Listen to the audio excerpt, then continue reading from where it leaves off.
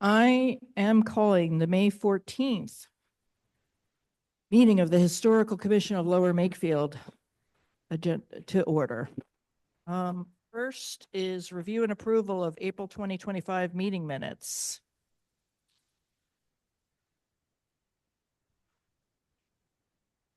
All right, anybody have any changes? Not me. All right. Motion to accept? No. Thank you, Monica. Second? Second. Tom and Jim, pick one. All in favor? Aye. Great. Number 2, treasurer's report. Tom.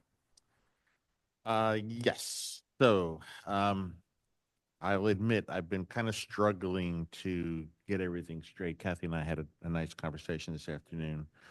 But I think I got 99% of it done correctly here. So we have the Keystone Preservation Grant, which is $33,250, of which we have not yet spent anything. So that's remaining. The administrative match for the CLG grant was $2,500. We have not spent any of that.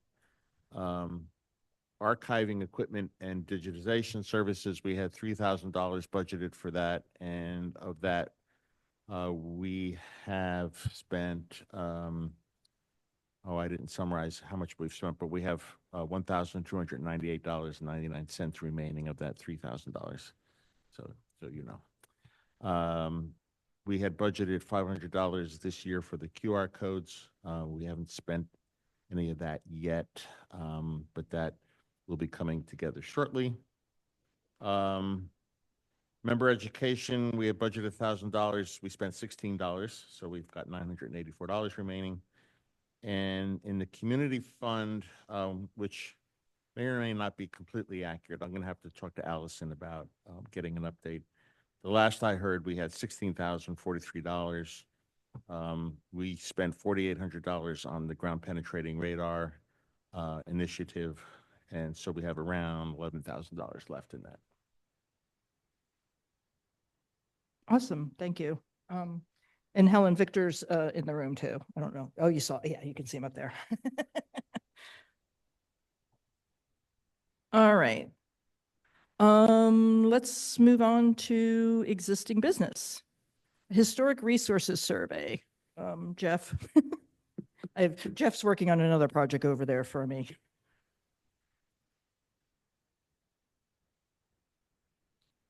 Jeff Marshall's project is on schedule. The last update I had from him was about a week and a half ago, but he had committed the first 100 properties to documentation and photos.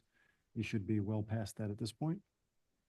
And we've been working with him to assure that the properties that should be in historic preservation beyond the notation within the survey are being denoted as such. Cool. I have a few things to add, and Joe might also, because we had a meeting last week when you were familying. I did actually have an email with Jeff today, and so a few things, long story short, y'all don't have to enter anything into PA Share. Why they made people go through that training is beyond me, but Jeff can put everything into a spreadsheet, Jeff Marshall, and upload it, and Elizabeth will do it. From SHPO, Elizabeth from SHPO.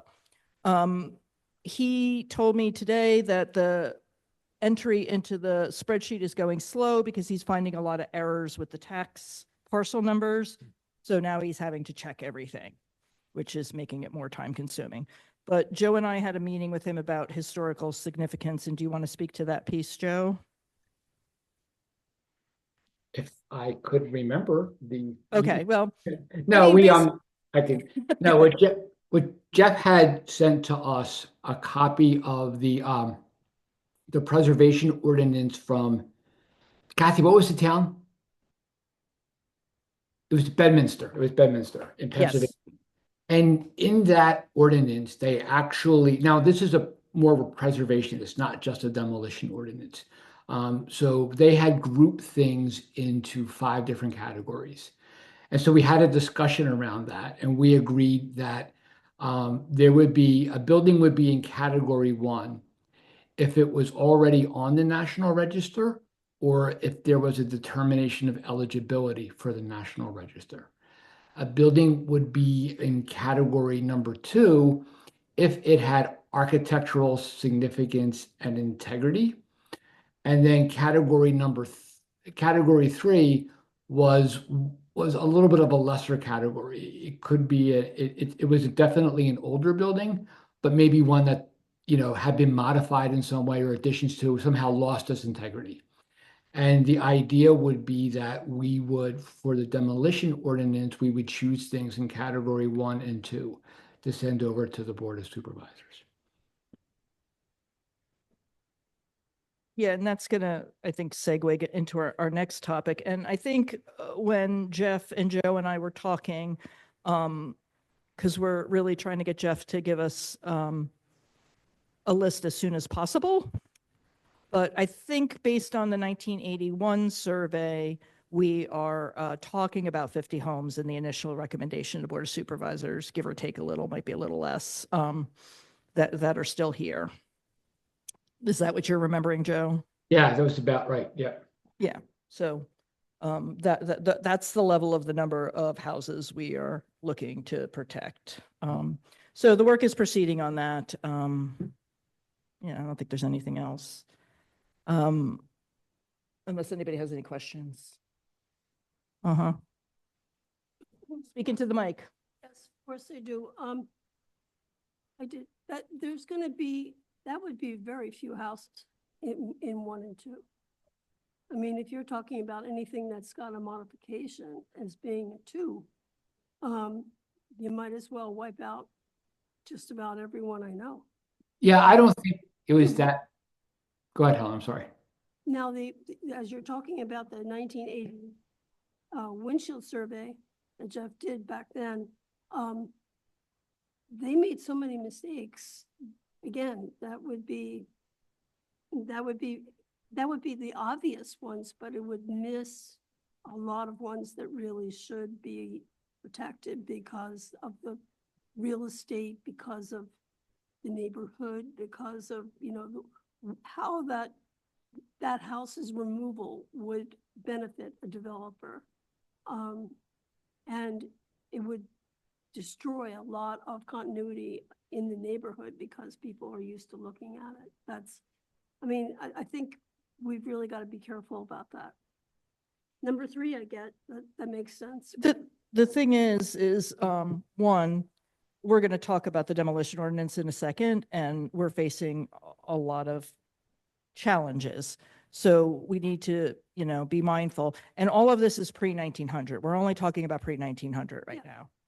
So, and if you have a list, I think we mentioned this last time, but if you have a list of other houses that are of concern to you, Jeff will go, but he needs to know about them. And I haven't received anything from you yet, as far as other addresses. I was asked to make a list. Okay. Well, yeah, you said last month you thought he had missed some. So if he will go and see whatever we want him to see. We did get into conversation on Saturday, and he Okay. did mention that, you know, and I asked him if he had seen the Balderston house, and he kind of went, I don't know, you know. So yeah, we need to coordinate with that. But yeah, so many of our houses in Lower Makefield have been modified and added to, and some of the pictures that are coming out that I looked at, they're the same structure, and one is dated 1720s and the other one's dated 1840s, and they're exactly the same house. I mean, stone and the way it's, you kind of going, oh, somebody's got to fix this. So yeah. Well, he is working on substantiating the dates on all of them, or at least all of the 50. And he's also making a statement on integrity, because we need somebody who has the bona fides to make the statement, because I'm a therapist and I don't even know what your career was, Joe, but you know, we know nothing. But let me say, I think a couple of things. I'm currently working for FEMA, and I'm doing that for them, so it would be fine. One thing is that it's not just any simple modification, because Helen's right. I mean, these houses that have stood for 100, maybe 200 years, they have to have modifications if they're going to stand that long, right? But it would be modifications which destroy the integrity, right? So think about, replacing of all the historic material, or, covering up, changing up facade. I mean, we're talking about major changes, so it's not minor modification. I think the other thing that Jeff offered, and Cathy, I would suggest we consider, is that if Jeff's ready, we take the June meeting to review what is on that list and the dates that he has. I mean, that's why we have a historical commission, right? This shouldn't go directly from if this is going to go directly from the consultant to the town, disband the commission. We don't need to be here then. But the reason we have a historical commission is, Jeff should come back. He should present the work. We should look at it. We should make sure it's complete from perspective, as Helen says, are there other properties that should be considered which weren't considered? And the other thing is, where we have questions of dates, we should discuss that, right? I mean, because we have to be able to defend the dates. If we have a disagreement, we should ask them, what's the justification we're making that date? So I would highly suggest that we take our June meeting and go through that so we can all get on the same page around this. No, I agree. I just pulled up the 81 survey, and I think this is where we were kind of coming up with 50, is at that point, there was 76 buildings designated National Registry eligible. And here, actually, can you hold that up, Jeff? So along with that survey in 1981, there was a map done. And this weekend, we took the opportunity, because Jeff M. is using this map to do his field work. All of the ones with the X's, we have lost since 1981. You can see. I mean, I'm not saying that that's an inclusive list of everything we've lost, but this is what's lost, because we really want to have a good visual of what has been lost over this. I don't even want to think of how long ago 1981 was, but, over these past decades. And I'd suggest that probably a lot of them in the last 10 years. I mean, this has been really a bad stretch for losing houses that had, maybe a center portion that was really 17th century, and then added to in the 18th century, 19th century, 20th century, and now it's gone.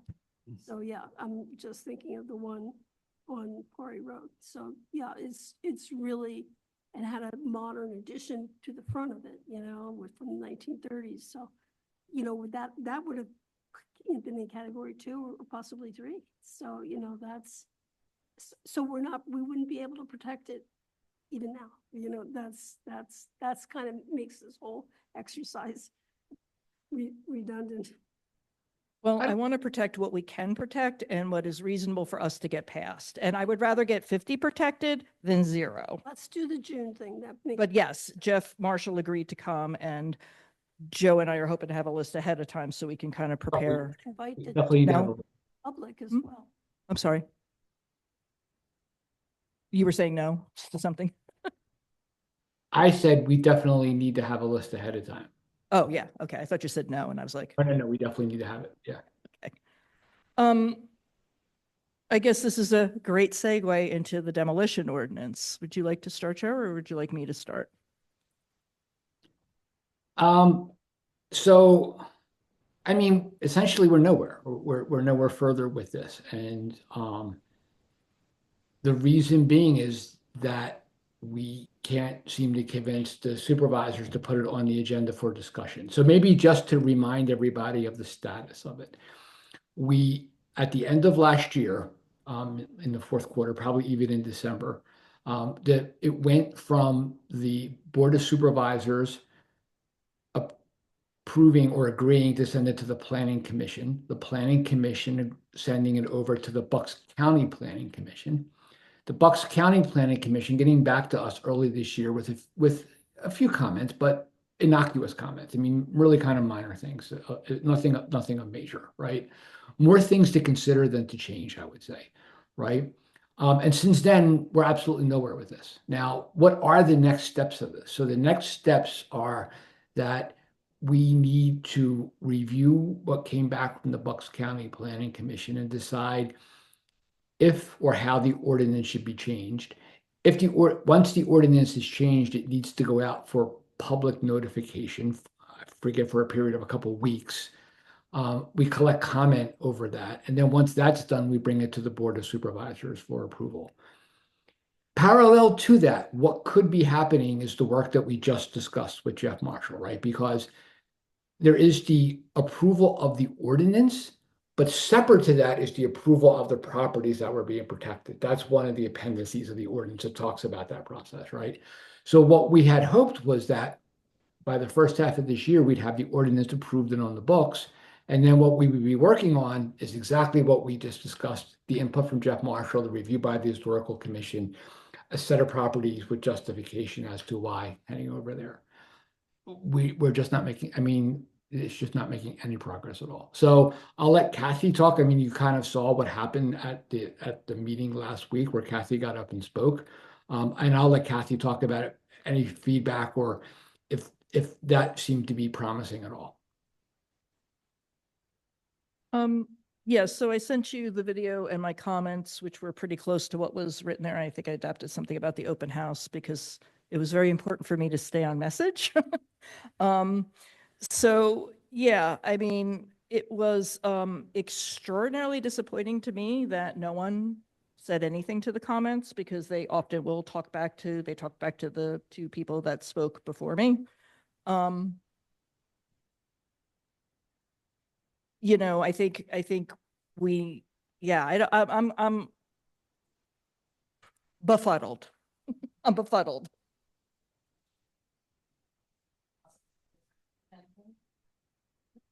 So you said we need to review the Bucks County or what have you, and then we send it out for public comment, and then we go to the Board of Supervisors.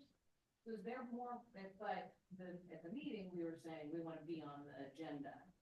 So is there, like, if we go public and get all the comments and stuff, isn't that kind of forcing it forward or no? Well, at the end of the day, it has to be put on the agenda, and there's two people that can do that, the township manager and the chair. I think that the process is a little different than what Joe said, is before it goes out for advertising, and for the public comment, the Board of Supervisors has to approve it. So the steps that we're missing is we had thought that it would be on the agenda, or at least I thought it would be on the agenda, and the solicitor, we were waiting for the solicitor to make her comments based on what Bucks County said, because there's a few things she probably would have wanted to change. And of course, the board would want to approve all of that. So that has not happened. It has not been on the agenda for her to make any suggestions for that.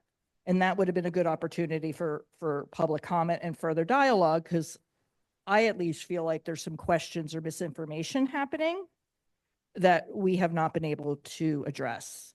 Helen has her hand raised too. Is this due to the change in township solicitors? No, I do not believe that that is the case. She was a little slow moving along because she had a lot of backlog of stuff, but she got it done. That's all. Well, but we've been told they want to hold on this till the resource survey's done. That's what we've been told, right? That's in theory, the holdup? That is one of the messages that we have gotten, because they want to know every house that would potentially be on it, which is a different step. Yeah, the thing is Jeff Marshall's contract to produce everything. His deadline is the end of this year. So 8 months from now. So just to kind of further throw it in there, Jim Majewski sent me an email today that 743 River Road closed. Not with the original people that were there when we walked through, because maybe somebody scared them away, but the names that are purchasing led me to believe that it might be people developing. Hopefully I'm wrong. Cathy made her speech last night, and I said, okay, each one of us has to be here every 2 weeks and say something, which I'm fine with, I'm willing to. But also I thought, well, actually, I would like to talk to these guys that are supposedly holding it up and say, what's going on, and try and figure out. And I'm assuming that Dan and David, sounds like those are two people together on the agenda. I have made more than one. Yeah, go ahead. People just Yeah. talking, trying to figure out, well, at the same time, us. deciding- The chair and and I believe also the township manager decide who goes on the agenda. And so we need to get on the agenda. The first step is to get the solicitor's comment. That's the first. No, I mean, it can be put on the agenda at any time. The solicitor, to my understanding, is on hold. They're, What exactly? I promise I'm not debating. no, I get it. Be on the agenda. The demolition ordinance, because What about it? Then saying. then- what changes they're gonna make based on the Bucks County thing? I mean, my understanding is that the solicitor has been told to not do any work on it.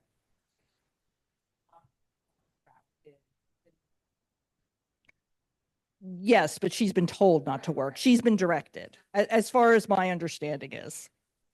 Get on the agenda means we want her feedback and discuss. We want anybody's feedback. We want it to get Yes. talked about. Because if you're not talking about it, it's not going to get passed and you're not going to deal with obstacles, whatever they are.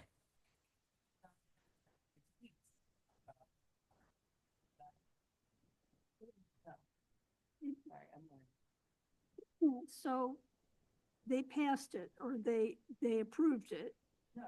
There's been no approval of anything. No, they approved it for review by the planning commission. Okay, sorry. Thank you, Joe. Did approve it at one point. No, they didn't. I wouldn't say they approved it. They approved for it to be reviewed by the planning commission. That's all they did. But they agreed to send it to the planning commission. They- Yes, that was the approval. The approval to send to the planning commission. The planning commission passed the buck back to Bucks County Planning Commission. Well, they have to. They should. Come back with the comments. We're supposed to make revisions based on those comments and send it back to the Board of Supervisors for approval. That's kind of the way it usually goes. Yes, so it went to Bucks. We have the county comments, and that's where it has stopped. Yeah, so at this point, we have to work with the township solicitor who's been given permission, if she is given permission. We can't work with her. She won't work with us. She's been told not to work with us. That's the. That's what I know. And to me, I mean, part of me understands that argument. I don't want to lose things in the meantime, but also I know how slowly things move. So we can get to that detail later. Just getting things moving, I think is smart. Unfortunately, our liaison has not been showing up. Can we at least request that he comes to the next meeting? Because if the easiest way to get something onto the agenda is to have another supervisor ask the chairman or the township manager to put it on the agenda. So if we had that liaison, they should. We have, Dave, the township manager, worked hard to try to draw our liaison in. We had several phone calls. That's a problem. Yes, trust me, Helen. We may disagree on a lot of things, but I have been working very, very hard on this.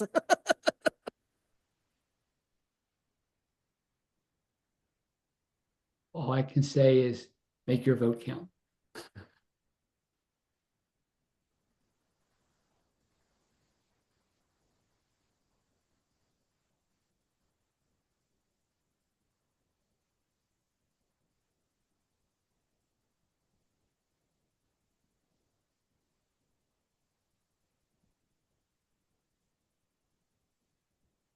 That'd be mean way. That is the problem, and it seems to be across the board. It's not just our commission, it's other commissions as well. And just not much is happening. And that's definitely going to be a political problem for all of those supervisors sitting at the table.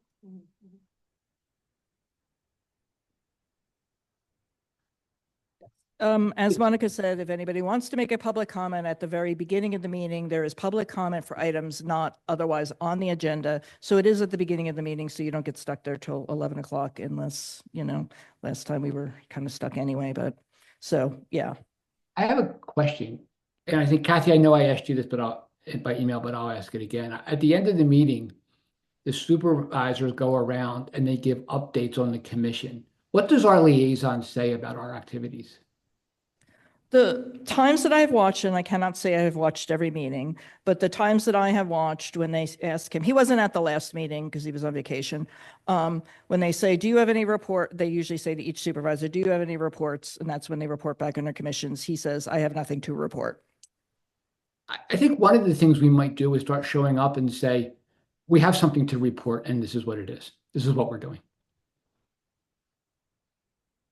Because I don't think that I take that, and I'll be very frank, and I know we're on Zoom and I have people here, but that's an insult. I mean, we are spending so much of our effort and time on this.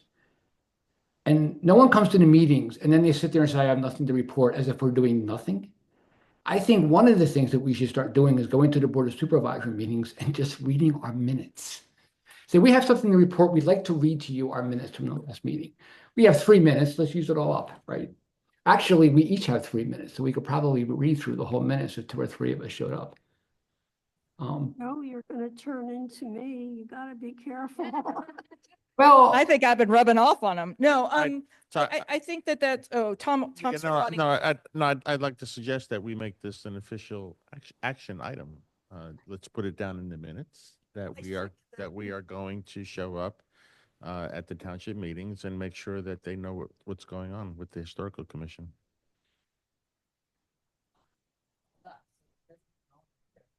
Yeah.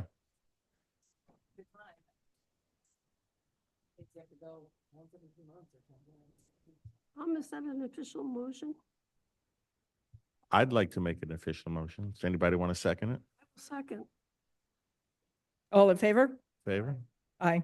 so wait, yes, but we should have discussion before you're in favor. So, Okay.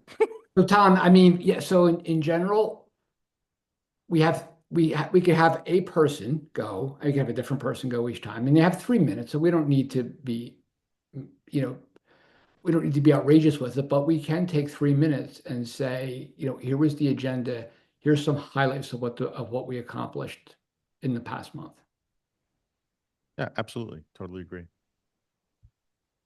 Yeah, and not for nothing, in the same meeting, Monica and I presented, because, Jim Majewski could have presented the entire headstone proposal without us. But I asked Monica to be there, and because one, she's also worked really hard and deserves all the praise for that. And I pranced around like Vanna White with the map and showed it off to them, and they were all like, woohoo, woohoo, all the great work you're doing.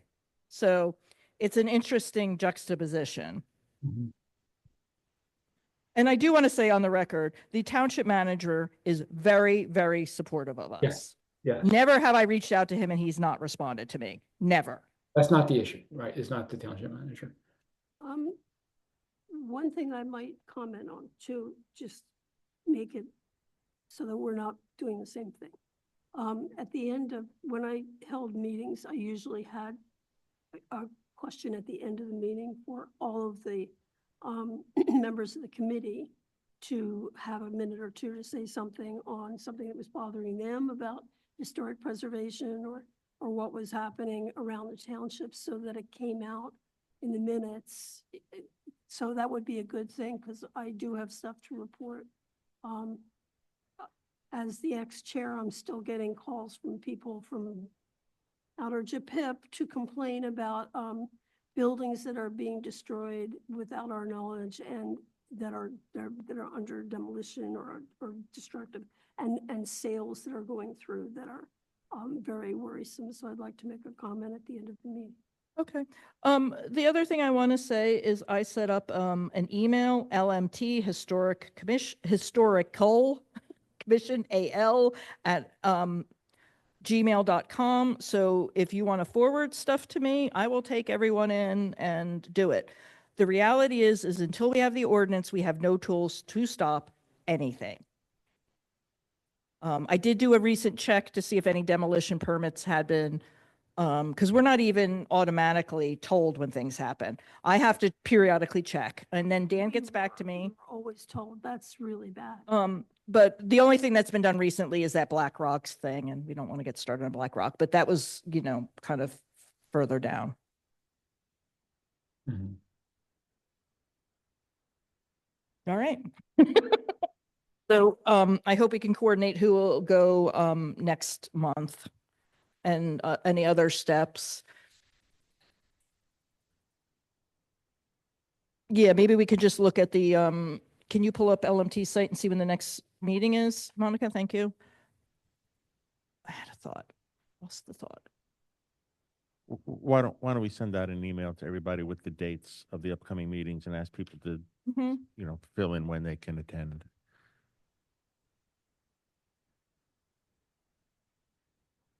Oh, it was also suggested to me, Joe, if you want, and I could do this to send, just periodic updates to all the board of supervisors. I mean, I think showing up at the meeting is key, but we could let them know that 7:43 closed, and then also kind of what number we're talking about if we want to do that, and just sort of keep them in the loop that way too. I think the meeting's a great idea, though. Mhm. Yeah.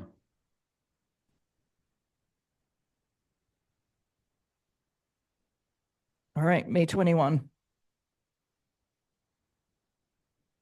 Tom's going to check his busy calendar. Mitch can't go. I'm not going, I'm not doing, I mean, I can go, but I'm not speaking again.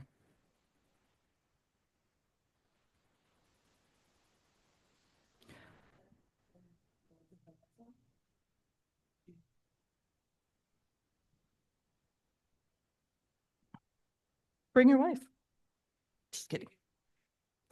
People need to use the microphone, otherwise Victor and I can't hear a word you're saying. I didn't know mine was off. Sorry. Hi. No, Cathy, yours was on, I'm but so other people have been talking and not using the microphone. Okay, they're just figuring out the dates for the next meeting, and May 21st is the next one, and I think Tom and Monica are going. Yeah, so June 4th, and then I'll let us move on, but let's just get two for June 4th. Then we need 2 people for June 4th. Helen? Helen's raising her hand.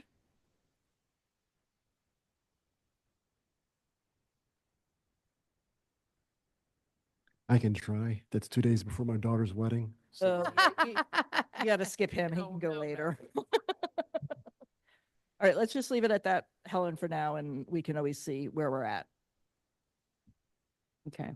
And this, what we're talking about is just the beginning of the meeting, right? Or, Just the beginning, public No, comment. because at the end, I don't think you can make public comment right, on their. so we would say, based on 2 weeks ago when they said there's no comment, Exactly. actually, what we've been doing. Oh, It's kind of backtrack. Exactly. That's good.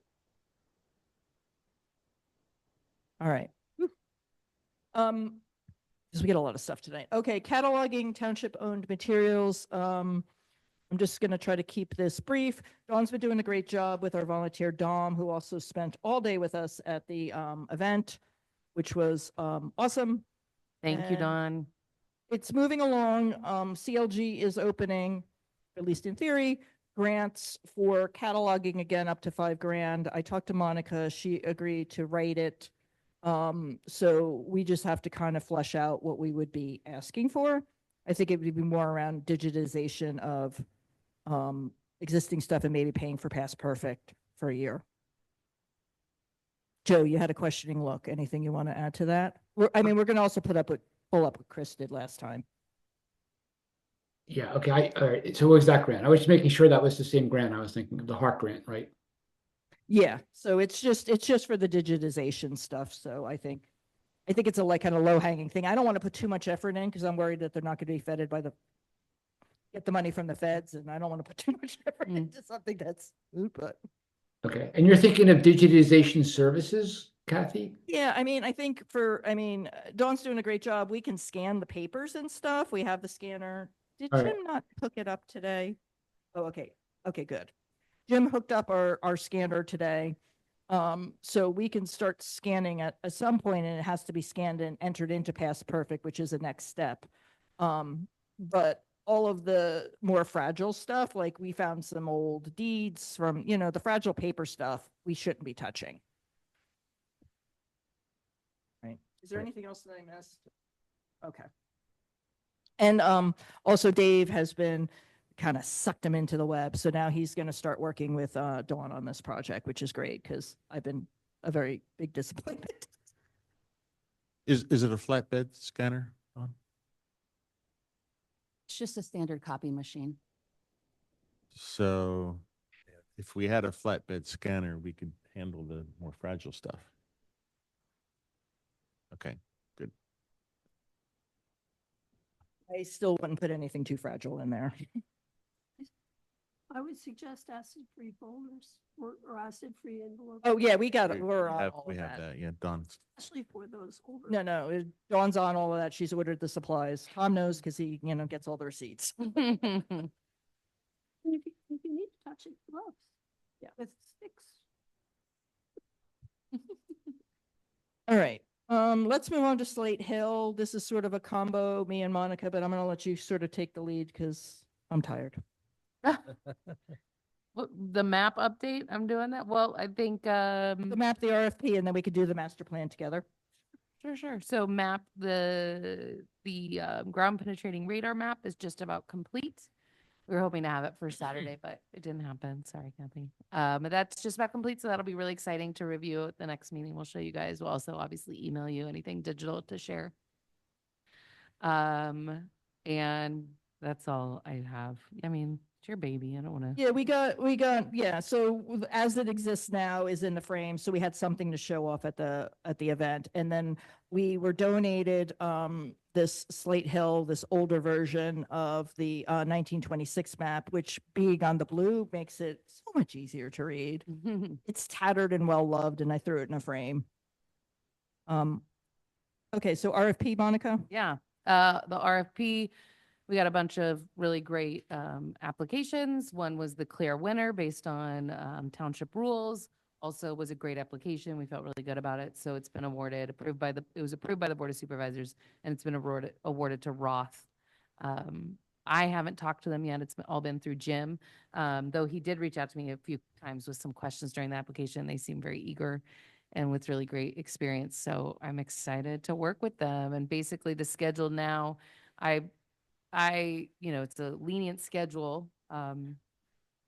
So right now I have June scheduled for just like the contracting process to happen, and then July and August to one-on-one work with them to make sure they know exactly what needs to be done and us to define stuff. The budget did come in significantly lower than the amount of money that we have, which is good and bad. I mean, it's good. It's always good to save money. But it's also, we don't want to leave money on the table. And the application was a little difficult in that we couldn't walk every applicant through this cemetery to see every single stone. So I'm expecting some numbers to change. But I worked with Jim. I talked to Jim, and when he presented to the supervisors for approval, acknowledged this is less than we have. This is the budget. We're expecting obviously some adjustments here and there. If it's anything significant, we have to go back to the Board of Supervisors to get approval. But based on the application and how it was written and how they applied, I can't imagine significant overages. So hopefully we can get the majority of them complete within what's approved. So exciting. Awesome. It was great work. So excited about that. All right. So you ready to share? You can just do that. I don't need to do anything, please. Yep. All right. So Monica 2 years ago did a wonderful initial master plan, even though she herself admitted that she did not know what she was doing, but it was beautiful. No one would have ever known. So I was working on, kind of in conjunction with some of the classes I've been taking, an updated version of the master plan for Slate Hill Cemetery for the next 2 years, for a few reasons, but I think probably mostly to keep the four of us focused, because we just love to do things and we can really get excited. So here we go. Ta-da. All right. So we could just walk through it. I mean, essentially it's just building upon what we've done before. So all, table contents, no big. the mission statement, this is from the existing, the history is from the existing, or, the work that Monica did. The pillar goals, just as a reminder, honor, respect. What's number 3? Connect. So that's how we're sort of building out everything that we're doing. I can send this all to you, but I wanted to see if there was any comments, but I can send it all to you to look at. So naming our accomplishments the past 2 years, the big one being Monica and Tom cleaning, and other people along the way, but cleaning the stones, getting the grant for the headstone repair, the initial QR codes, the award we got from the state, I think that was, or the new sign, that Victor Ghost got us. tour, the ghost radar tours, survey. the LiDAR, yes, thank you, which we self-funded, and then the map that's going along with it. Moving on. Sorry, there's lag. I'm trying. So our 2025 goals, and obviously we're, into 2025. So raising 10K, Monica always believes in being ambitious, and I'm not against that. One of the things we kind of wanted to throw out to the general group is we found, 200 and some unmarked graves, or, unmarked graves. And we were talking about, do we want to mark, how do we want to honor those people? So I think 2 suggestions, or 2 things we were working with, and you can tell me if I miss anything, is one, getting some sort of individual marker on each location. And then with conjunction with that, or just on its own, getting some interpretive signs that have the map and all the names of the people we've identified that are buried there, because we've identified plenty of people that aren't on any list from other sources. The downside, I think, of marking each individual grave, or one of the things we're struggling with, is obviously some of those unmarked graves are Quakers. Right. And they were unmarked for a reason. Exactly. So we want to be mindful about being respectful of that. So we were kind of putting some word out to, did you talk to Charlie? Yes, I actually spoke with him today. He thinks that an unknown stone is perfectly fine. But what he would like to do is go back to his friends meeting and talk to a few others and get back to us. But he will be away for 2 weeks, so it'll be later next month. So Charlie is sort of our resident Quaker assistant. He does work with Yardley, and he's done a lot for us. So I was like, let's ask a Quaker what they think, because. Good idea. Starting in 1820s, Quakers started with very small. Yeah, but the ones that we're talking about are going to be our late 1600 or 1700s. So I thought maybe with the unknown, it would be okay. But, obviously you want to talk to the people in the community.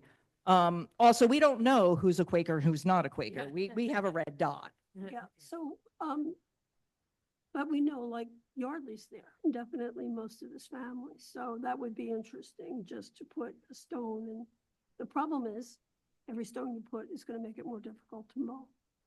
Well, all of them are going to say unknown. Yardley has a QR code. I think we're only really comfortable about him and his wife being there. The sons are sticky with Falls meeting. Like, they could be in Falls Cemetery #1. And you can't prove it, because I went through a lot of the Quaker meeting minutes, and they say that they died, but they don't say where they buried them. Nobody put it down. It's not marked. So, but the other thing that's interesting, or we'd have to be thoughtful of, is the lawn has to be mowed. So A flat stone Flat. that a mower That's could, what we were a thinking mower about. could go over would be fine, but it's still going to require maintenance. Mhm.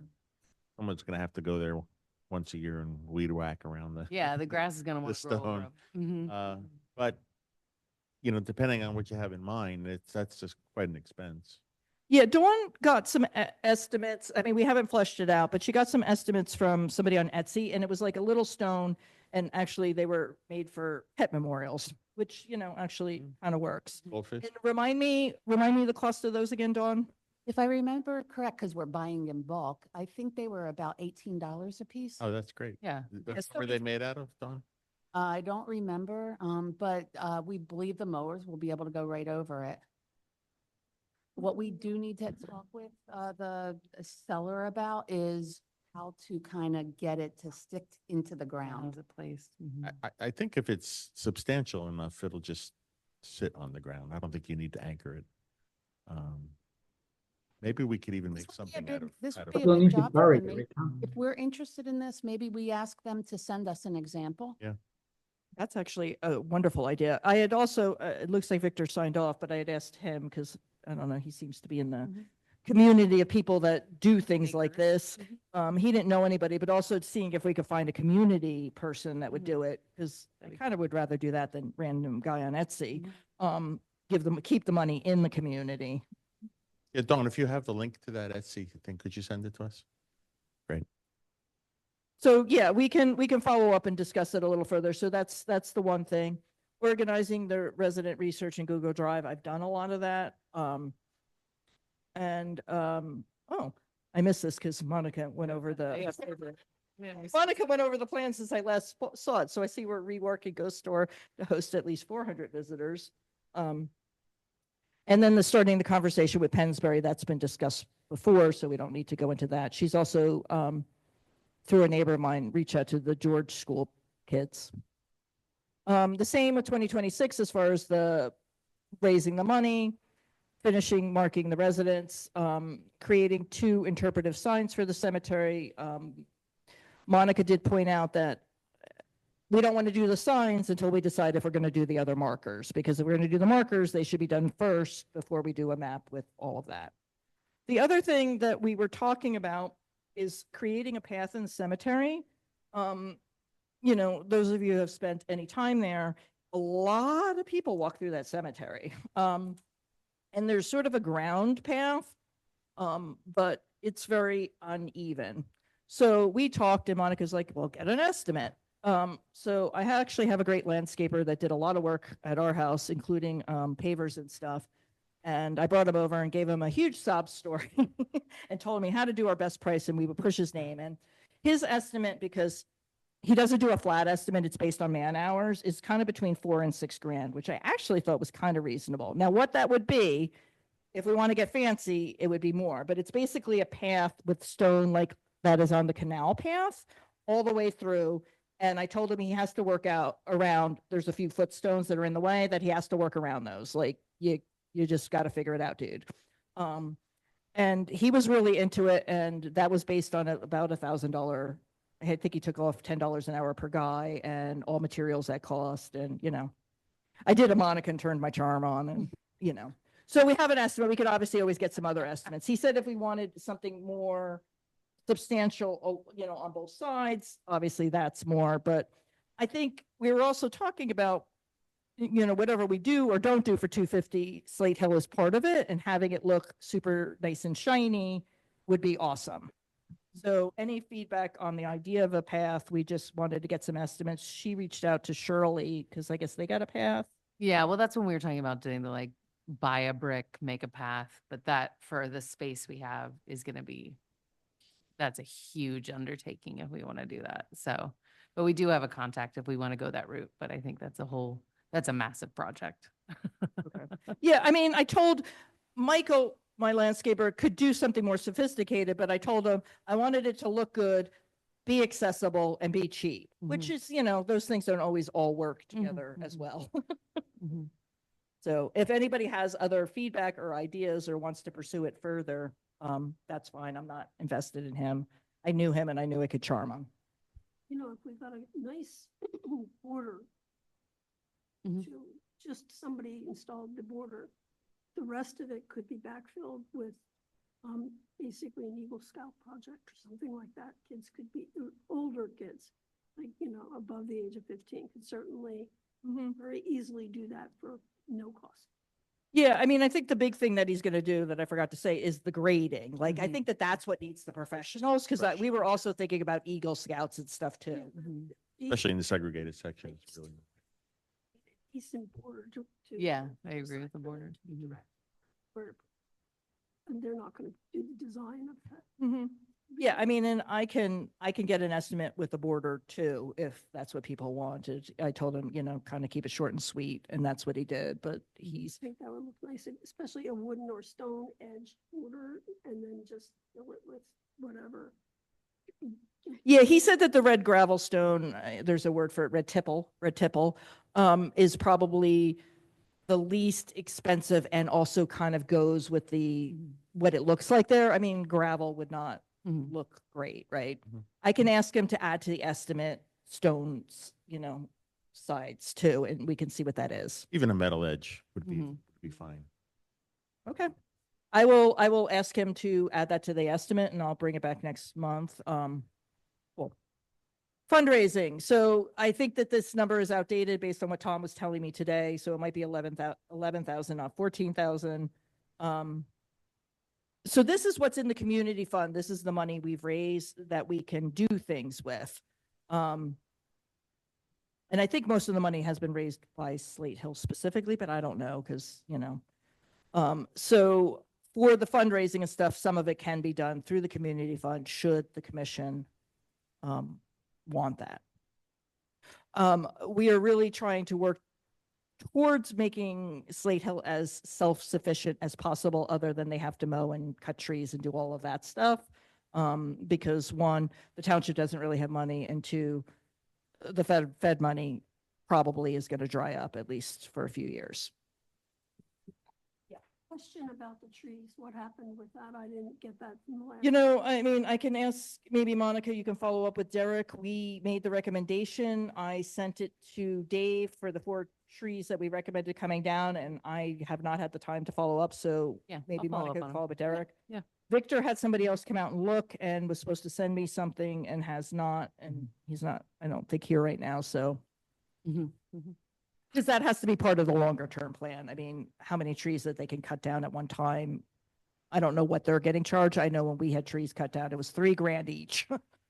Excuse me, I don't want to interrupt this, but one of the last line items on the previous slide was Pennsbury curriculum. I thought maybe Monica might want to talk about, because we did meet with Pennsbury. Yeah. In the cemetery, so. Now, or if you want to do after you've done with the plan. Yeah, let's finish the plan and then you can Okay. come back to it. Because I also know you want to get out by 9. Oh, trust, I want to talk about it, Jim. Okay. Cool. All right. All right, boss. Sorry, I was starting the email to Derek. Okay. Okay, so one of the things we want to do is, last year, our sponsorships were significantly down for Ghost Tour. So, and I think some of it is that nobody's around in August, which is kind of prime time for this. So we already know, at least to some extent, who we're going to cover in Ghost Tour this year. So what we would like to happen is that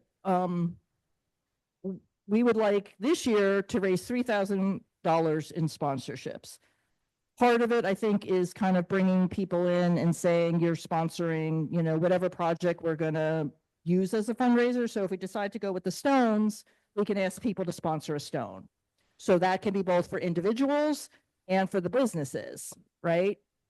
I think whatever we want. I don't want you to get in the weeds right now. I think the thing is, I know Jim had a ton of great ideas last year, but we didn't have as much time to enact them. So I think let's get started early, and you and I can meet separately on what are the things we want to do, because I think I throw out $3,000. We can make whatever we want, but based on what we've done in the past, I think that's totally doable. And especially because we keep getting press and attention, people want to be a part of this. Right. But we can talk separately, but I think we should do some of the ideas that you had, or do the same thing we've been doing and just do it earlier and have more of us go out in the community. It's not that hard, I don't think. It really comes down to volume. Yeah, It exactly. really comes down to hitting up as many people as possible. That's And I really what think it comes down The to. more of us we get involved, and the earlier we start, the better chance we have of that. Right. I think is doable. I also think that myself, or maybe Tom posts a lot, or for the commission in LMT is a great place to live. I think putting it out there and asking any local businesses, kind of soliciting that way too, Mhm. because there's a lot of smaller businesses that might not be so obvious. Yeah, good point. All right. Just to say, I remember doing a lot of these tours in a house, tours, et cetera. And many businesses, and especially law firms and larger groups like that, go with the fiscal year. So basically it ends at the end of June. So they're budgeting all their advertising in July and August. So perfect time. Okay. Yeah, that's why we want to go earlier this year. Okay. We can try to Maintenance. Okay, this is basically the tree stuff, so I don't think we have to go into this in big detail. I'll send you all this so you can see all the wonderful visuals that Monica put in. These guys got to come down. Those are the ones we already voted to come down. Mhm. The maintenance, the wall is on a holding plan because the estimate was 130 grand, so obviously that's nothing. Yeah, so we can kind of keep going. Landscaping. We are kind of working with the new volunteer Clara and maybe the Eagle Scouts or whatever to kind of continue kind of seeing if we can figure out projects for that, getting some more native plants there because the cemetery is going to be a little bit more naked without all of these trees. Mhm. All right. Yeah, maybe some benches or something. Yes, that would be lovely. Mhm. The Veteran Stone, I now have a contacted American Legion. He gave me new flags. We discovered a new veteran. He gave me a marker, although he didn't know when the Civil War was. I had to tell him.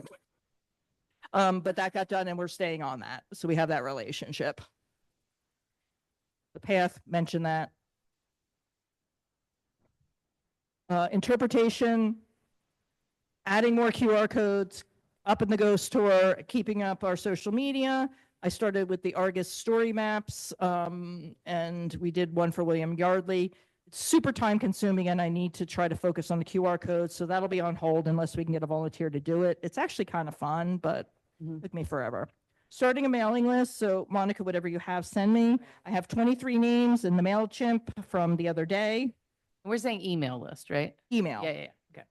I'd like to get a newsletter, but I also think that these are people that were activated enough to spend the day with us on Saturday. Mhm. So they can be activated enough to know what we're doing and all of that.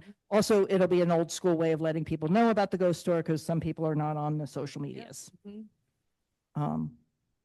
And potentially adding another walk-through tour one time, which is not at the level of the ghost store. It'll be a more casual thing. All right. That's the story map. Does everyone know what a story map is? Hmm. So it's really just a visual way to tell the story of each. So right now on the QR code, when you go to our site, it's, a written story of this person. And then there's a bunch of attachments if you want to look at the documentation that backs it up. This way, it's a scrolling story that combines visuals of the documentation, which some of it's really interesting, as well as the story. And it's a little more engaging. And I love it. I think it's such a way to take it up a notch. Yeah, and it goes with the map. So with Yardley, I'm trying to find stories where people were moved around a little, so it adds to it. Mhm. And if anybody else wants to take it on, up for volunteers. I have an idea, but I'm going to save that for a second. Okay. Mhm. Adding 9 to QR codes, what our plan is. So this year's QR codes are going to be the people we covered at Ghost Tour last year, and that's how we're going to kind of keep doing it each year. Mhm. Continuing to try to figure out some multimedia interpretation for the website. I know, Monica, you remember the first year when her father did the voice of Joshua Anderson, having something like that at some point. All right. And that's just budget stuff, which is pretty much still the same. And I think you mentioned all in there. That's it. Yeah. Okay, cool. Yeah, I'll just mention we had the annual cleanup day, May 3rd, at Slate Hill Cemetery. I just wanted to thank everybody that came out to give us a hand. Once again, the cemetery is nice and tidy. So much easier than that first year. Oh, my goodness. So much easier. It Yeah. looks great, guys. Yeah. Thank you. And if now's appropriate time, I'll fill us in quick on Pensbury. So Jim and I met with Mike Hogan, who's the head of the Social Studies and History Department for all of Pensbury, as well as another guy named Jim. And I missed what his role was, but he was really into it and obviously backs Mike up. It's interesting. Yeah, he was really into it. Anyways, won't go into much, but we met in the rain, crazy rain yesterday, did a tour. They were very interested and excited and basically ended with us really pushing. We would like to work with you to figure out where this fits into your curriculum. This is a great tool. You have a resource. Let's use it, not just as a one-off visit. And one of the ideas, while we're spitballing in the rain, that they suggested, well, because they asked, like, how accessible are all of your documentation and your resources? And I said, well, on the website, some, but we're working. And they said, if we work with the high school, like, it'd be really interesting to get them involved in research and, pulling that documentation. And then since then, I've been thinking, because they were excited, like we could talk to them about what historians do, explain them the process, why this is important. But if we really want, we could create a whole year-long project where they help with the research of the people that we're going to use in the ghost tour. And then we get the theater department involved and have them perform at the ghost tour. And I think it could be a whole Pensbury thing. And I bet the kids would be super into it. There's quite a bit of coordination of that. But if we create a project that runs, also it's a little confusing because the ghost tour is in October, which is the beginning of the year. So we might, if we do that, want to shift the ghost tour to the spring instead of the fall. I don't know, just spitballing, but I think there's some really cool things we could do if we work at the high school level, which seem to be where they keep going initially. I was pushing young kids because that's what I have and that's what I know, but that doesn't mean that's what we have to do, whatever it is. So basically we left it with, they said, give us a couple weeks to think and talk. You know, nothing's going to happen this school year. That's fine. Maybe, hopefully next year. But I think we've started the conversation and we'll work on figuring out how to support them the best way we can. Awesome. And Great work. I think it can support us too, which is key. Mhm. So thank you, Jim, for setting that up. Huge. Yeah, it was. And a little wet. So Monica, open your email, and Victor said he had to leave for a work emergency, but he sent something about pictures of the trees. So if you could screen share that, what I'd like to do is show you the trees that he said that the Save a Tree guy said needed to come down. So you kind of figure if the Save a Tree guy says it. Anyway, let's show you those pictures. And if people are in agreement, I would like to entertain a motion that we send this to the township and recommend that all these trees come down and they can figure out the schedules. I'm working on it. But they're, so they can put it on, start scheduling. it. Yeah, I mean, last time Dave wanted a motion from us and something formal, so I would just like to formalize it. All right, who's gonna make that motion? Well, let's show the picture so we could at least. Kathy, you had an arborist that came by. What was his name again? Make the motion, because we have. Yeah, can we get him to come out? I'm a little reluctant to ask Lee again because we can't pay him. And he did it for us for free for once. You make the motions, because afterwards we have to have discussion according to Joe, so. Okay. We have to see what we're making. Well, we have to see what we're making a motion about, like. So we'll make a motion. According to Joe, by the way. I'm According sorry, to it's Rob. exciting. I need a- It's not letting, Not letting you share. outside of Chrome, I'm not sure. Yeah, because he shared it as a Word doc. Yeah. Jeff, can I steal you for a second? This seems like something you'd be able to fix quickly.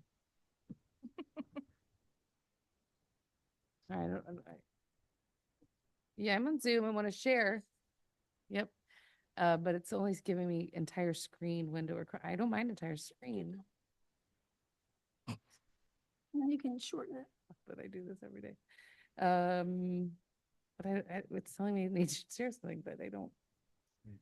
What are you trying to share? This That- Word that- document. That Word doc? yeah. Oh, I hit cancel. Back down to share.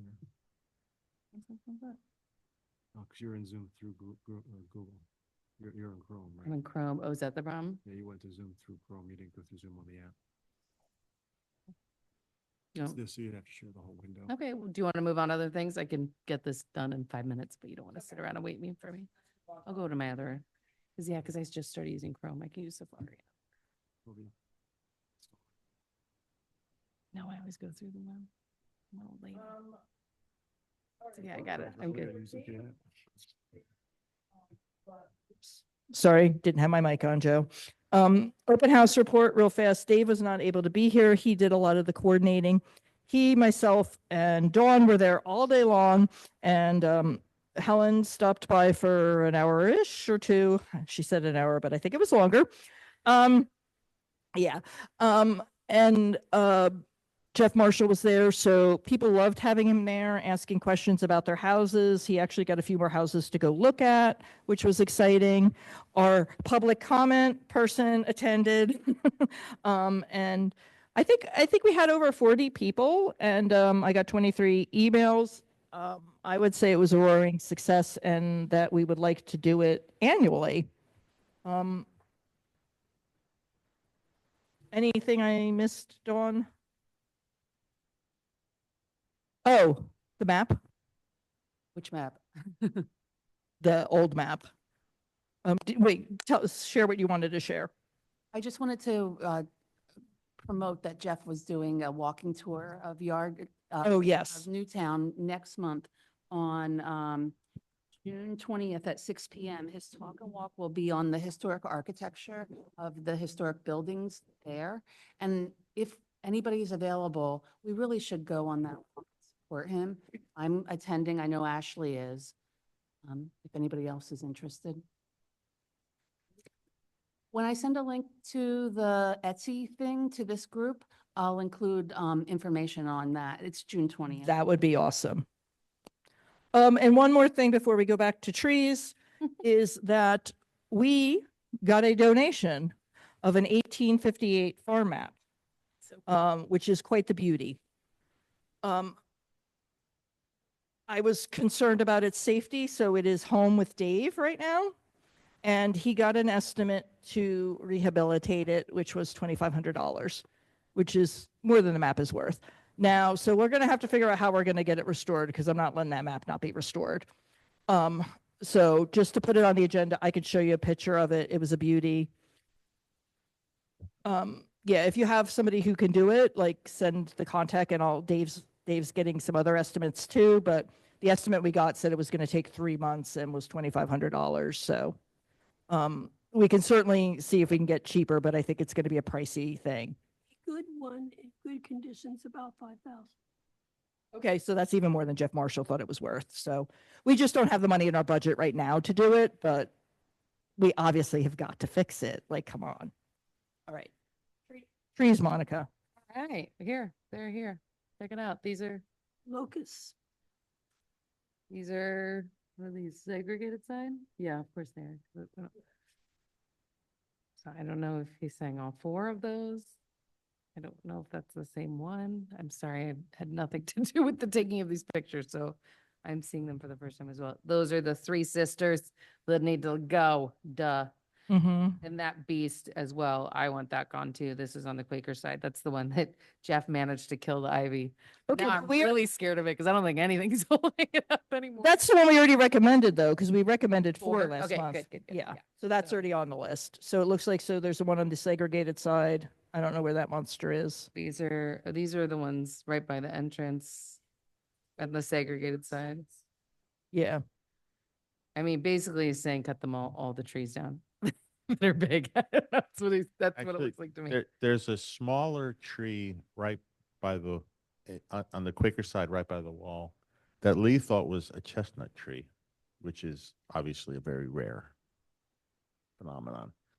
On Malon, by that wall, you're saying? By the wall between the Quaker section and the segregated. Oh, yeah. section. So don't take that one down. Yeah, don't take chestnut trees down. But really, Tom, a real live chestnut tree? I mean, I know- Yeah, he was astounded, yeah.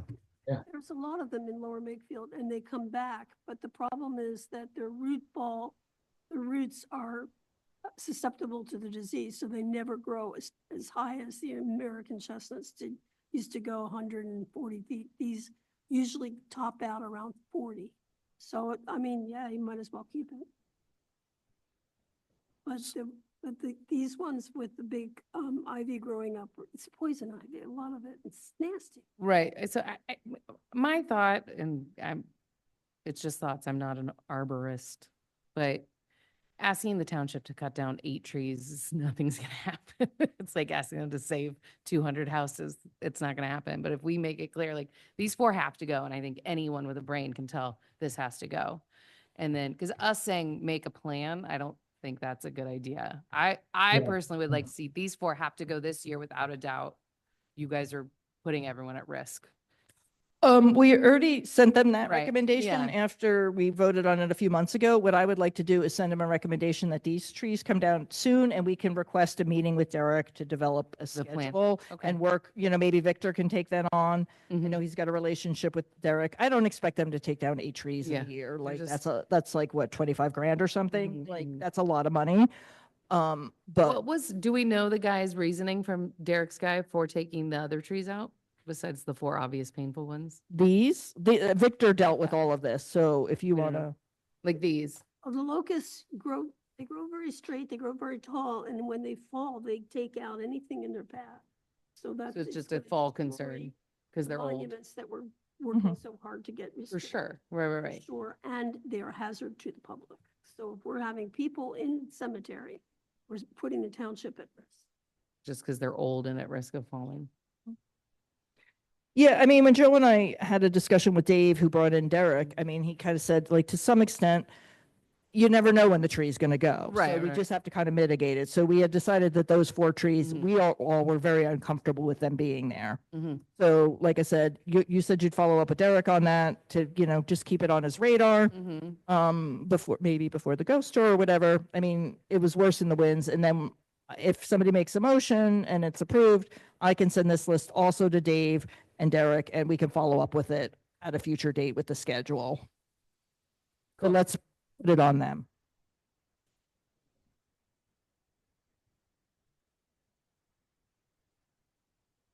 I have a question. Those trees cannot be saved at all. They can't be rehabilitated. The character of the graveyard, of the whole place, I think the trees have a lot to do with I it. agree, but the thing's gonna kill someone. But so they can't be supported in any way. They can't be saved in any way. They can't be I trimmed think, back. I think there's quite a few small trees on the segregated side we can keep. But like these ones that are hollow inside with poison well, ivy holding them up is I mean, terrifying. they certainly weren't there when the cemetery was. It just looks cool. Like that. And, the Thanks, fact peace that out. the fact that they've been ivy covered for so long, that just promotes rot. And Right. most of these trees I bet you are hollow inside. Mhm. And we lost one a couple of months ago in a windstorm, and that can happen anytime. Right. Okay. I agree. It's sad, but it's like, Yeah. We could install trees that are small, little Mhm, shrubs, mhm. that would make the garden. And right, and we can plan on replacing. I would love to do that in the future. Yeah. Hmm. When we get to the point of looking for potentially historical plants to put there to replace these trees and make it, beautify it, our friend Charlie is also a master historical gardener Oh, and will probably give us advice. And I have a member of my DAR chapter who is the horticulturist at Washington Crossing Park, and she runs the garden there and would be willing to give us advice as well. Yeah, that's awesome. I mean, but like, if you go and look at the Quaker graveyards in Fallsington, there's nothing there. I mean, there's no trees, there's no bushes, it's just the graves. I love trees with the rest of them, but we were very lucky this year, and they just And gotta from- go. The point of view of trying to be historically correct would be no trees. I think, as Tom said, I think the trees grew because no one was paying attention to them. It's a lack of taking care of it. Yes, and we did see the insides of them. So, I have pictures. mhm. All right, you want to make a motion? Uh, Motion to recommend that to the township that they remove 4 of the most seriously dangerous trees that we have. I think we did that. So I think a motion to add on these trees that Victor's person said as a future, like not as necessarily as an imminent, but as a future, because they have to plan their budget too. I guess, So the motion is to add on these additional trees that Victor has recommended.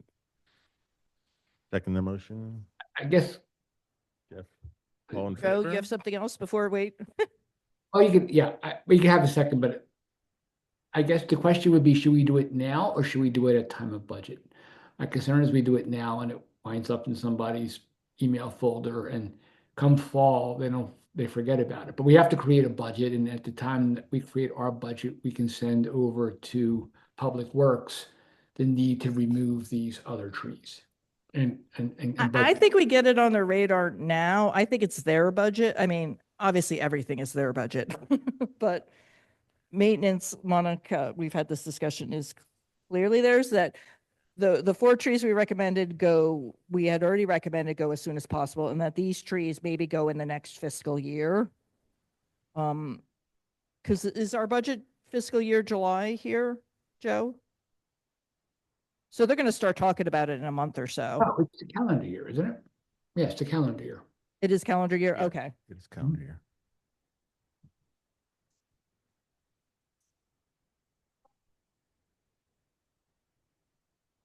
All right, so we have a motion and a second. Do we want to vote? Do we want to amend it or anything, Joe? Like, what do people? I know, I made my point and you guys. I'm just fine. like, let's move on to Vote on them. All right, okay, all in favor? Favor. Aye. No opposed. Thank you. All right.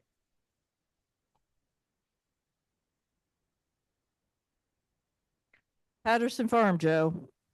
Okay, just a quick update. I haven't had so much time this month because I've been trying to finish up this damn architecture course at Bucks. But I did have the well, first of all, when we spoke last month, what I had sent along was the data from the agricultural census. This was data that Helen and Tom had pulled together. I put into nice graphs.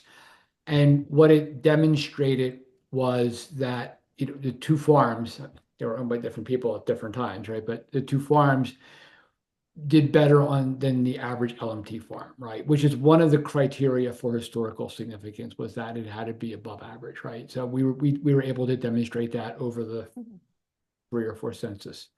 But the other piece of that, now, if you recall, there's actually 4 time periods that we're looking at. And those 4 time periods are listed at the top of that file I sent out. And I need to look at them because I can never remember what they are. The first one is 1730 to 1780, 1780 to 1870, 1870 to 1940, and then 1940 to 1960. Okay, so what we have to do, so as I mentioned, one piece was showing the production was above average, and we've done that. The other piece that's required is we have to be able to demonstrate that certain buildings were present during these time periods. Okay, so I engaged a professor from Bucks County Community College, and we spent some time over at that, mainly looking at the 2 farmhouses, right? Because what we really need is strong physical evidence is that those houses were the ones that were there in 1730 to 1780.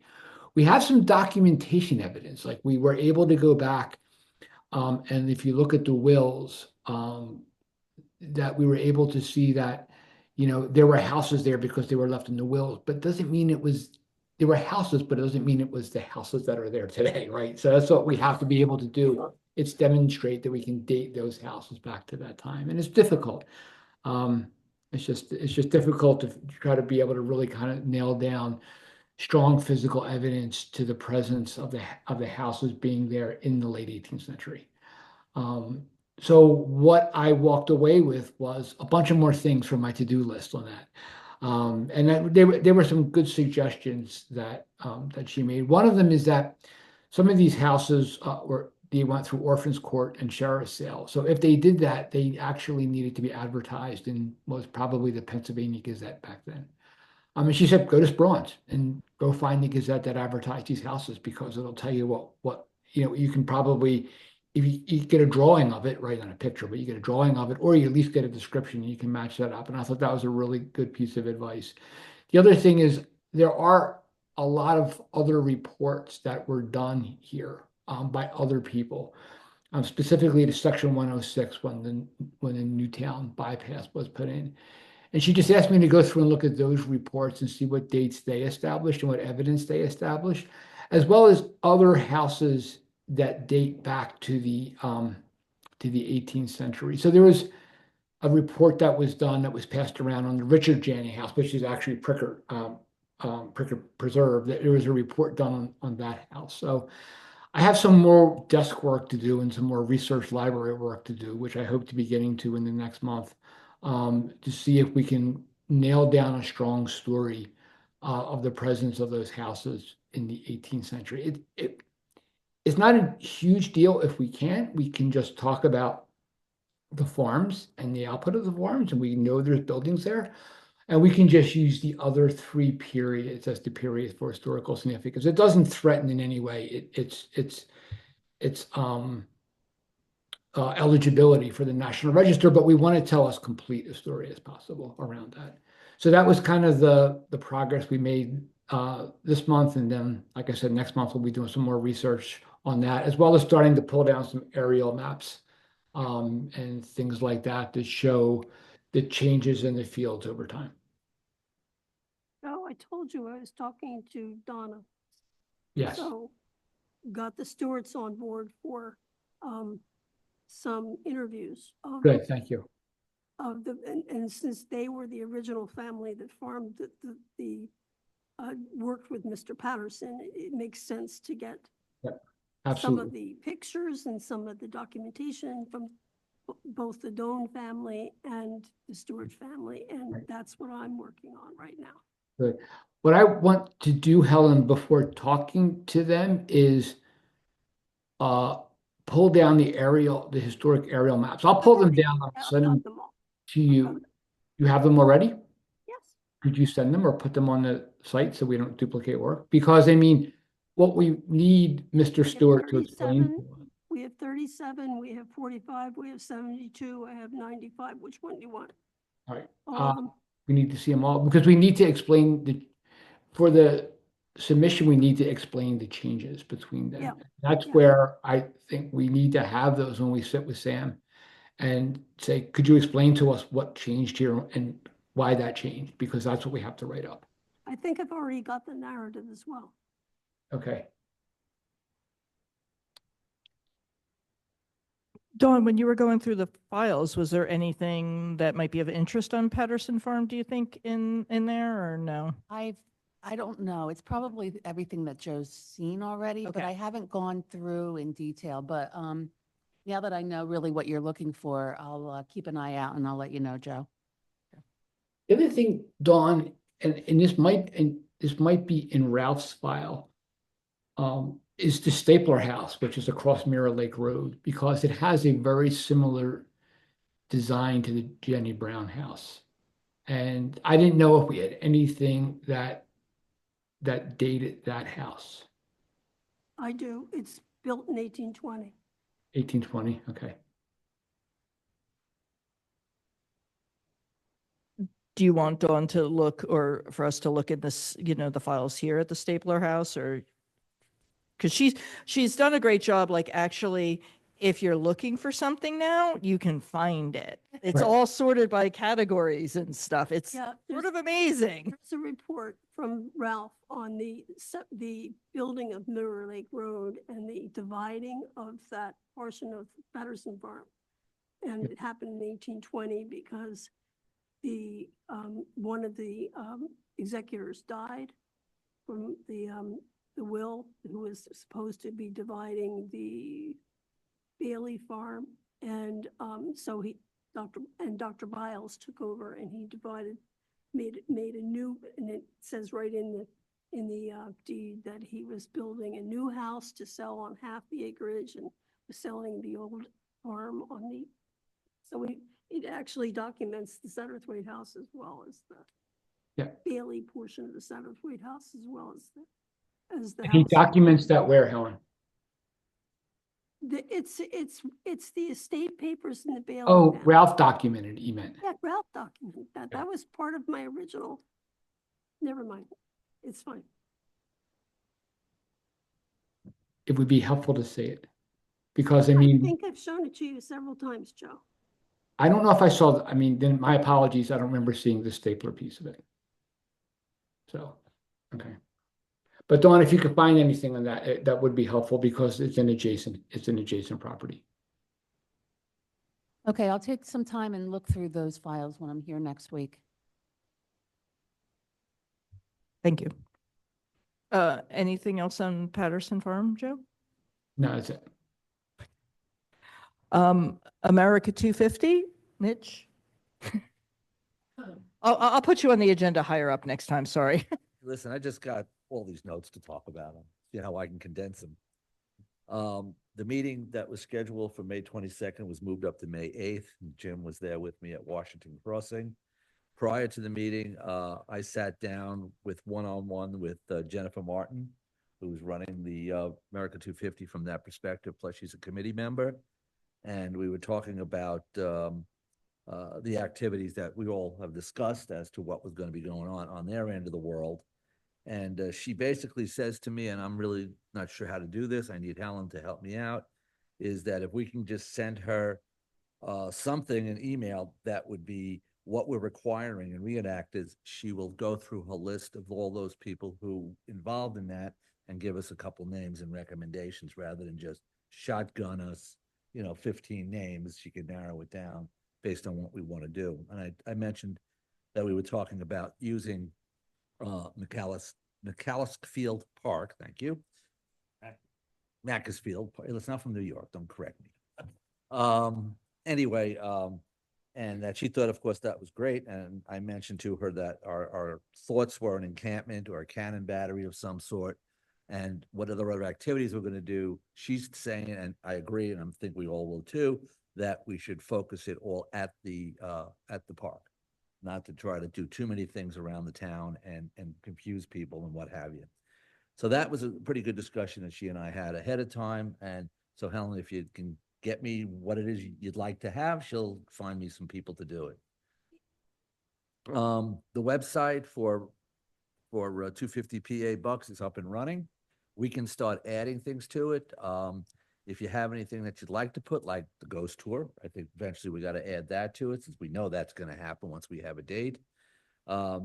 And we can just add to it. I have access to that, and we can update anytime we want. But if anyone wants to go on it and see what other towns are doing, the website is up, and it's America Bucks PA, America250PA.org. I think I got that right. Well, here it is, bucks250pa.com. Okay. They also came to a conclusion to get to the end of the meeting that there's going to be a roundtable discussion to coordinate all the events between all the different communities and groups.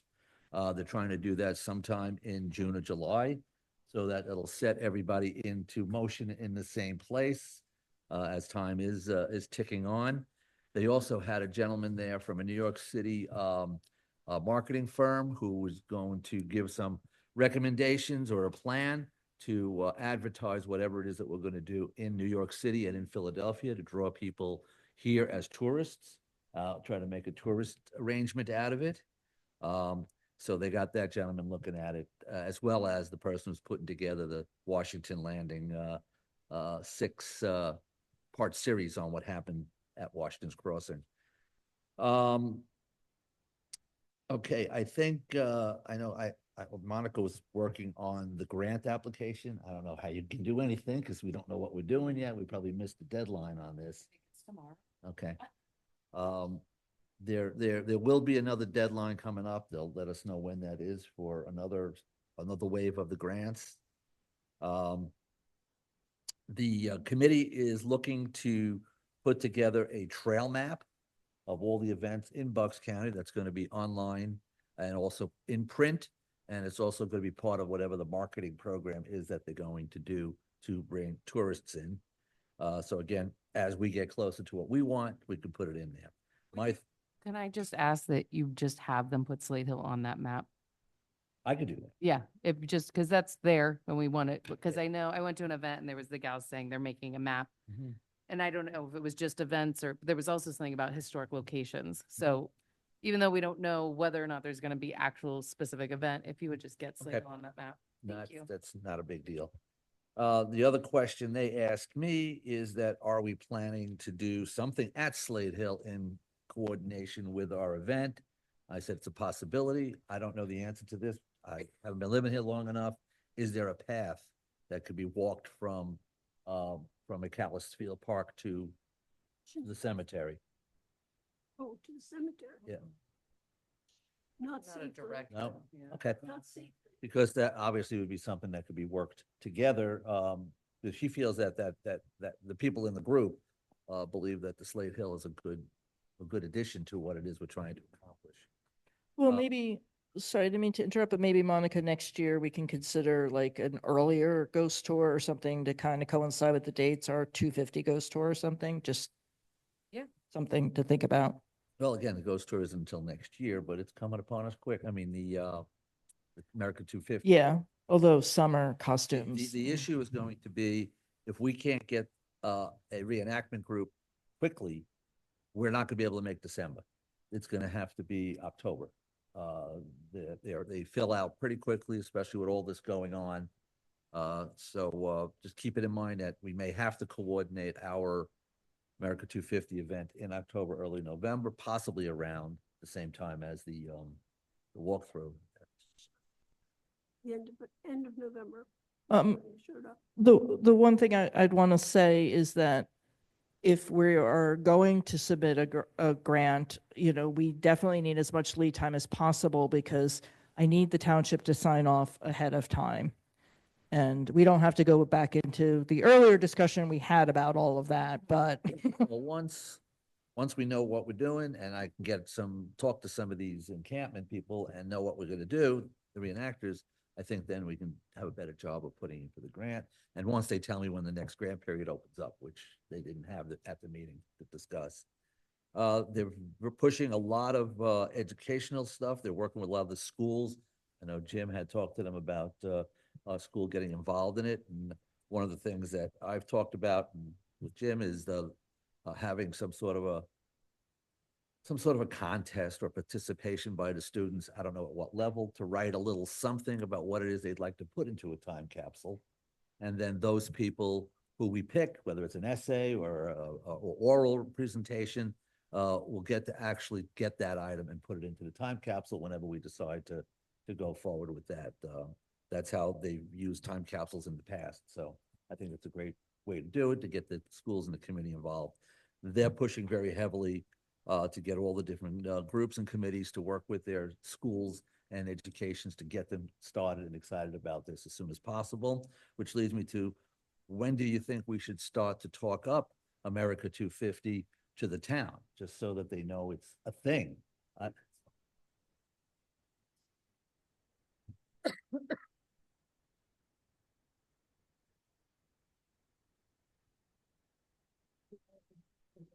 don't know what you mean. We We made can't an hear. action I plan can't to hear. go talk to the supervisors at just about every meeting about historic preservation and what we're doing in history. And we can certainly remind them that we're planning for 250. I think once we have a plan, we can start talking it up. Right, and we also have to get it out there to the public, is what I'm saying. That Yeah, you're gonna start to see things coming out of PA 250, advertising and marketing the whole event. They've got a budget for that, and they're gonna be moving towards that come September or so. So they want people to start to get into their heads that there's something coming. Let's see what else I have. Of course, the field trips. I told them we would get their information and we would grab it up and make it part of our presentation. If we're working with the schools, because they have 2 field trips, one in Princeton, one in Trenton, that they feel that they can really pull off with a lot of children. They had an idea of a passport. We walked around to all the different places. People comment, they fill up the passport. I don't know, they win a bucket of fish or something. I don't know.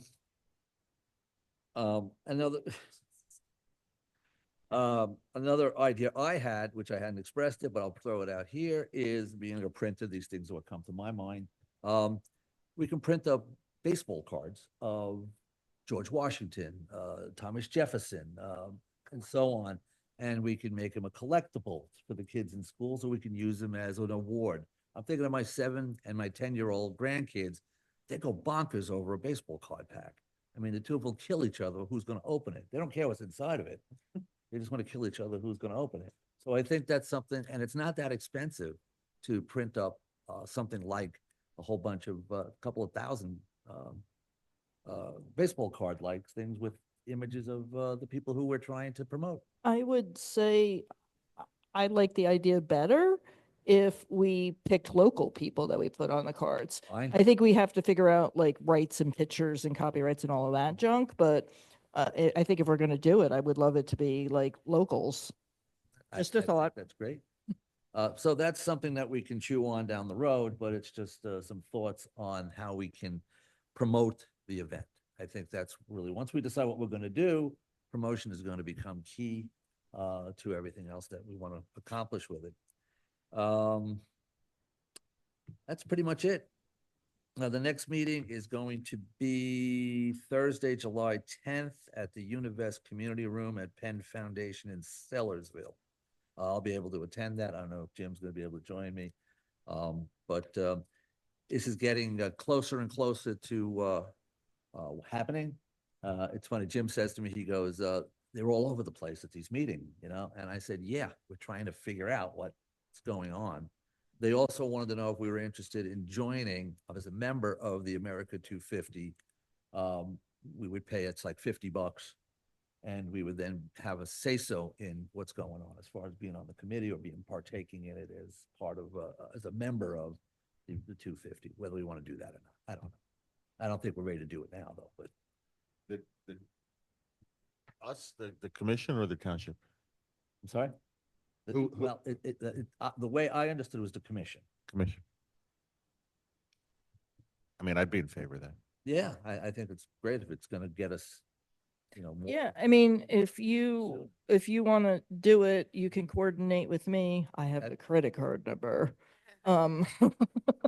So, I mean, I think that that's a worthy expense Oh, and we it's- have it's- money, we it's could take it out of Not somewhere even in a the budget. question, you know? Yeah, Yeah. so that's, I mean, Joe put money in for 250, so, yeah. And lastly, I was talking to Shirley from Gather Place.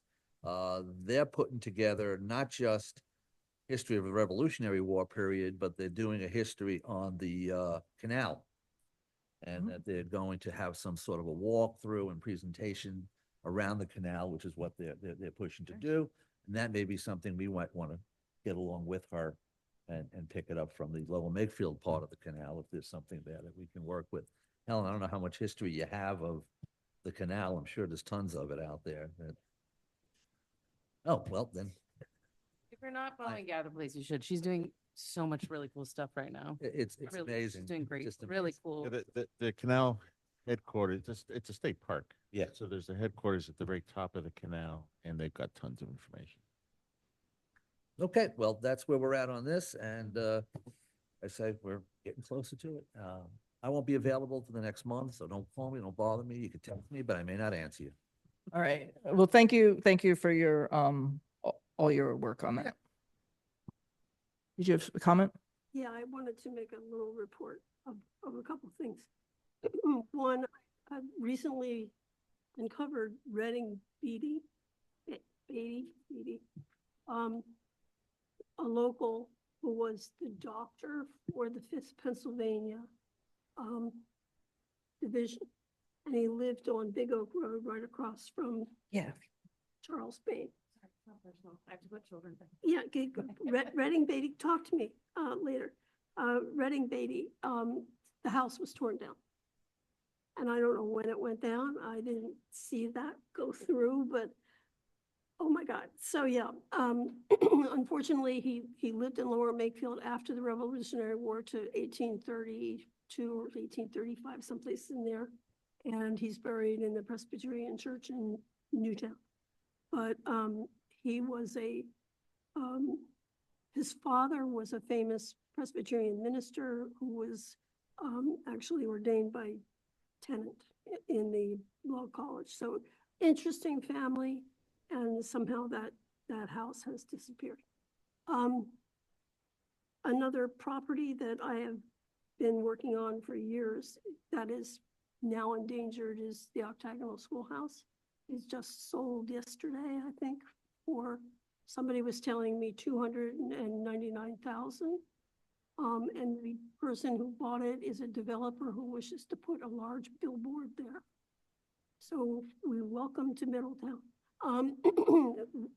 This is a big problem, and apparently he was told that there was the remains of it couldn't do that. It would be in the sight line, you know, it's the remains of the Octagonal, and was very flippant about, no, he's got good lawyers and they're going to take out everything. So very worried about that. And the third thing is that there's a hole in the roof of the Biles house at the crossroads in Edgewood Village. And I'd like to alert the township, if we had a liaison, we would alert the township to please let Jim get on that and inform Mr. Trillo that he has to repair the roof, or we're going to lose structure in the up portion of the house at the crossroads. That's Have you sent Jim an email? Hmm? Have you sent Jim an email? not yet. Okay, so yeah. If there's a leak, I would let him know. Okay, public comment? Okay. None indicated from our public. Next meeting, June 11th at 7:30. Tom, Mitch, motion? Who's motion? Motion to adjourn. Mitch made, Tom seconded. All in favor? Aye. Thank you, guys. Thank you. Sorry, Joe, I didn't even really look over at you with that.